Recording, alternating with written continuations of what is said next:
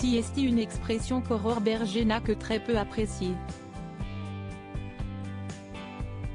Ce lundi 9 janvier, la présidente du groupe Renaissance à l'Assemblée nationale est venue évoquer, dans la matinale de France Inter, la très attendue réforme des retraites, qui sera présentée par le gouvernement ce mardi 10 janvier. Comme l'a rappelé Nicolas Demorand en début d'entretien, l'âge légal de départ à la retraite devrait finalement pouvoir se faire à 64 ans, au lieu des 65 initialement annoncés. Un allongement de la durée de cotisation est également à prévoir.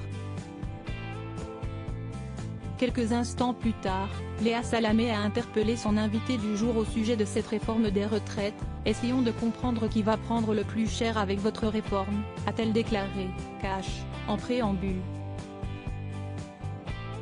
Alors ce n'est pas vous, ce n'est pas moi.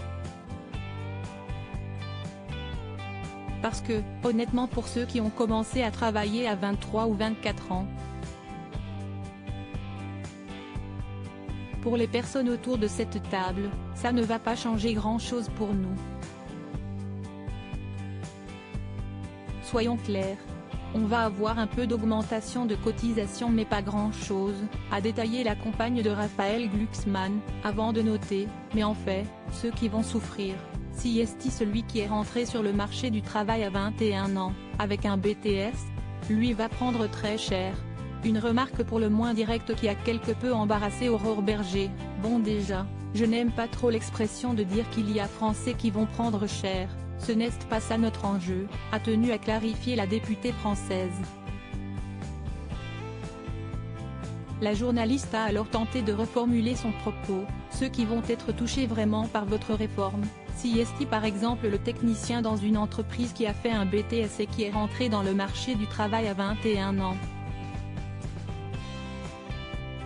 Pour lui, ça va être dur, a souligné Léa Salamé. Il y a plein de cas de figure, a affirmé son interlocutrice.